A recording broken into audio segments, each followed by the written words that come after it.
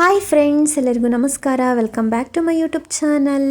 ಆರೋಗ್ಯಕ್ಕೆ ತುಂಬಾ ಒಳ್ಳೆಯದಾದಂತಹ ಮಸಾಲ ರಾಗಿ ರೋಟಿನ ಹೇಗೆ ಮಾಡೋದು ಅಂತ ಇವತ್ತಿನ ವಿಡಿಯೋದಲ್ಲಿ ನೋಡೋಣ.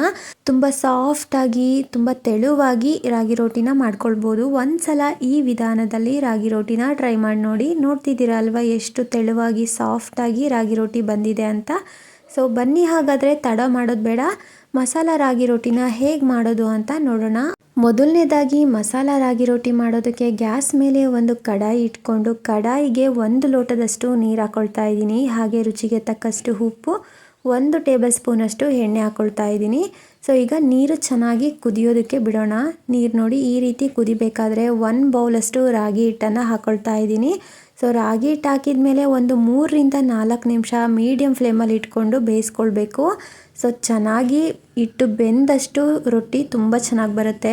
ಹಾಗೆ ನಿಮ್ಮ ಹತ್ರ ಒಂದು ರಿಕ್ವೆಸ್ಟು, ನೀವಿನ್ನೂ ನನ್ನ ಚಾನಲ್ನ ಸಬ್ಸ್ಕ್ರೈಬ್ ಮಾಡದೆ ವಿಡಿಯೋನ ನೋಡ್ತಾ ಇದ್ದರೆ ಪ್ಲೀಸ್ ಸಬ್ಸ್ಕ್ರೈಬ್ ಮಾಡ್ಕೊಳ್ಳಿ. ನೋಡಿ, ನಾನಿಲ್ಲಿ 3 ರಿಂದ 4 ನಿಮಿಷ ಹಿಟ್ಟು ಹಾಕಿದ ಮೇಲೆ ಬೇಯಿಸ್ಕೊಂಡಿದ್ದೀನಿ. ಈಗ ಚೆನ್ನಾಗಿ ಮಿಕ್ಸ್ ಮಾಡ್ಕೊಳ್ಳೋಣ.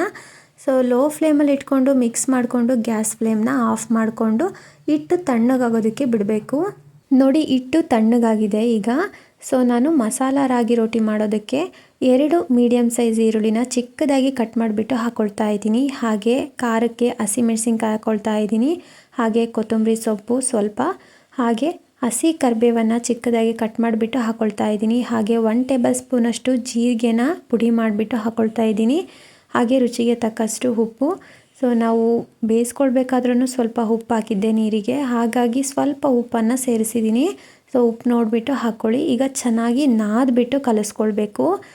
ಈ ರೀತಿ ನಾದ್ಕೊಳ್ಬೇಕಾದ್ರೆ ಸ್ವಲ್ಪ ಹಿಟ್ಟು ತೆಳ್ಳಗನಿಸ್ತು ಅಂತಂದರೆ ಸ್ವಲ್ಪ ಹಸಿ ಹಿಟ್ಟು ಹಾಕ್ಬಿಟ್ಟು ನಾದ್ಕೊಳ್ಳಿ, ಆವಾಗ ಹದ ಕರೆಕ್ಟ್ ಆಗುತ್ತೆ. ಸೊ ನಾನಿಲ್ಲಿ ಒಂದು ಅರ್ಧ ಬೌಲಷ್ಟು ಹಸಿ ಹಿಟ್ಟು ಹಾಕ್ಬಿಟ್ಟು ನಾದ್ಕೊಳ್ತಾ ಇದ್ದೀನಿ.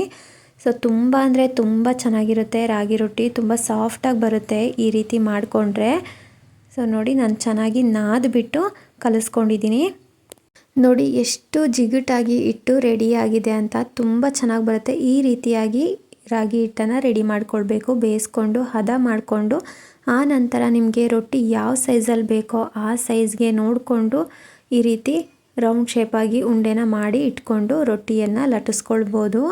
ನೋಡಿ, ನಾನು ಉಂಡೆನ ಮಾಡಿಬಿಟ್ಟು ಇಟ್ಕೊಂಡಿದ್ದೀನಿ. ಈಗ ಲಟ್ಟಿಸ್ಬಿಟ್ಟು ತೋರಿಸ್ತೀನಿ. ಸೊ ಯಾವುದೇ ರೀತಿ ಲಟ್ಟಣಿಕೆಗೆ ಕವರ್ ಆಗಲಿ ಏನು ಕೂಡ ಹಾಕಿಲ್ಲ. ಸೊ ಹಾಗೆ ಚಪಾತಿ ಥರ ಲಟ್ಟಿಸ್ಬಿಟ್ಟು ತೋರಿಸ್ತಾ ಇದ್ದೀನಿ.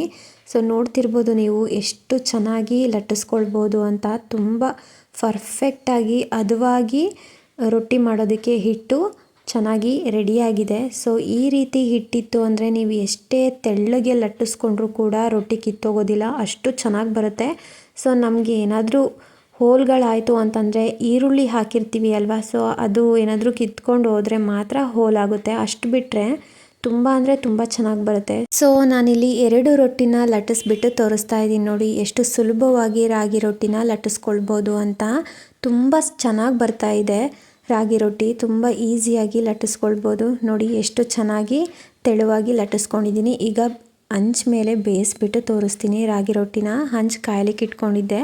ಹಂಚ್ ಕಾದಾದಮೇಲೆ ರೊಟ್ಟಿನ ಹಾಕಿಬಿಟ್ಟು ಈಗ ರೊಟ್ಟಿಗೆ ನೀರು ಹಚ್ಕೊಳ್ತಾ ಇದ್ದೀನಿ. ಸೊ ಒಂದು ಕಾಟನ್ ಬಟ್ಟೆಯಿಂದ ನೀರನ್ನು ಅದ್ಬಿಟ್ಟು ಹಿಂಡ್ಕೊಂಡು ಸ್ವಲ್ಪ ರೊಟ್ಟಿ ಮೇಲ್ಗಡೆ ಈ ರೀತಿ ಪ್ರೆಸ್ ಮಾಡಿಕೊಂಡು ಹಚ್ಕೊಳ್ಬೇಕು ನೀರನ್ನು. ಸೊ 2 ಸೈಡೂ ನಾವು ಇದೇ ರೀತಿ ನೀರನ್ನು ಹಚ್ಕೊಳ್ಬೇಕು.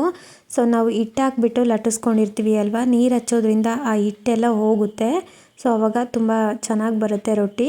ಈಗ ನೋಡಿ, 2 ಸೈಡು ನೀರು ಹಚ್ಬಿಟ್ಟು ಬೇಯಿಸ್ಕೊಂಡಾದ್ಮೇಲೆ ನಾನು ಎಣ್ಣೆನ ಸ್ಪ್ರೆಡ್ ಮಾಡಿಬಿಟ್ಟು ಬೇಯಿಸ್ಕೊಳ್ತಾ ಇದ್ದೀನಿ.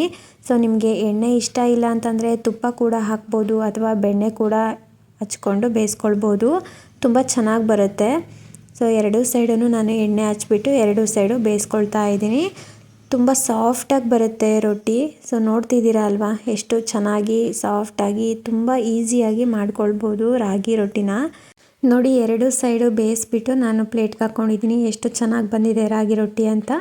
ಇನ್ನೊಂದು ರೊಟ್ಟಿನೂ ಕೂಡ ನಾನು ಹಂಚ್ ಮೇಲೆ ಹಾಕ್ಬಿಟ್ಟು ಸೇಮ್ ಅದೇ ರೀತಿಯೇ ಬೇಯಿಸ್ಕೊಳ್ತಾ ಇದ್ದೀನಿ ನೀರು ಹಚ್ಕೊಂಡು. ಸೊ ನೀವು ಕೂಡ ಇದೇ ವಿಧಾನದಲ್ಲಿ ರಾಗಿ ರೊಟ್ಟಿನ ಟ್ರೈ ಮಾಡಿ ನೋಡಿ. ಸೊ ಮಾಡೋಕ್ಕೆ ಬರಲ್ಲ ಅಂದವ್ರಿಗೂ ಕೂಡ ತುಂಬ ಸುಲಭವಾಗಿ ಮಾಡ್ಕೊಳ್ಬೋದು ರಾಗಿ ರೊಟ್ಟಿನ. ನೋಡಿ, ಈ ರಾಗಿ ರೊಟ್ಟಿಗೂ 2 ಸೈಡು ಎಣ್ಣೆ ಹಚ್ಕೊಂಡ್ಬಿಟ್ಟು ಬೇಯಿಸ್ಕೊಂಡು ಒಂದು ಪ್ಲೇಟ್ಗೆ ಎತ್ತಿಟ್ಕೊಂಡಿದ್ದೀನಿ. ಈಗ ಬೇಯಿಸಿಟ್ಕೊಂಡಿರೋ ಎಲ್ಲ ರಾಗಿ ರೊಟ್ಟಿನೂ ಒಂದು ಪ್ಲೇಟ್ಗೆ ಹಾಕಿಟ್ಕೊಂಡಿದ್ದೀನಿ. ಹಾಗೆ ಅದ್ರ ಜೊತೆಗೆ ಖಾರದ ಚಟ್ನಿ ಕೂಡ ಹಾಕ್ಕೊಂಡಿದ್ದೀನಿ.